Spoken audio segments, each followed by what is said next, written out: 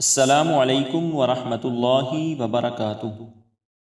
حضرت ابو ہریرہ رضی اللہ تعالیٰ عنہ بیان کرتے ہیں، رسول اللہ صلی اللہ علیہ وسلم نے فرمایا، نبوت میں صرف مبشرات باقی رہ گئے ہیں۔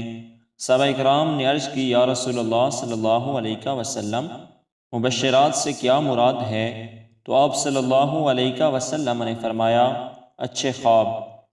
حضرت انس رضی اللہ تعالیٰ عنہ بیان کرتے ہیں کہ رسول اللہ صلی اللہ علیہ وسلم نے فرمایا، اچھے خواب نبوت کا 40واں حصہ ہیں۔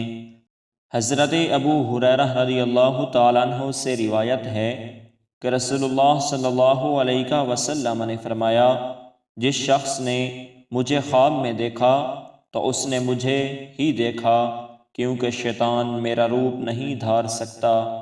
حضرت ابو ہریرہ رضی اللہ تعالیٰ عنہ بیان کرتے ہیں کہ رسول اللہ صلی اللہ علیہ وسلم نے فرمایا، جس نے مجھے خواب میں دیکھا تو وہ مجھے عن قریب حالت بیداری میں بھی دیکھے گا، اور شیطان میری صورت اختیار نہیں کر سکتا۔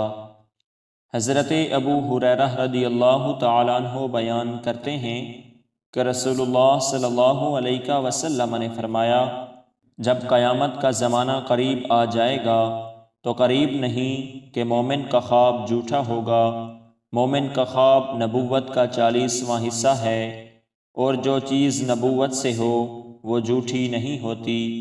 محمد بن سیرین بیان کرتے ہیں، میں کہتا ہوں خواب 3 قسم کے ہیں، نفسیاتی خیال، شیطان کا ڈرانا، اور اللہ کی طرف سے بشارت۔ لہٰذا جو شخص کوئی ناپسندیدہ چیز دیکھے تو وہ اسے کسی سے بیان نہ کرے اور کھڑا ہو کر نماز پڑھے۔ انہوں نے فرمایا، وہ خواب میں توق دیکھنے کو ناپسندیدہ کرتے تھے، اور پاؤں میں بیڑیاں انہیں پسند تھیں، اور کہا جاتا ہے کہ بیڑیوں سے مراد دین پر ثابت قدمی ہے۔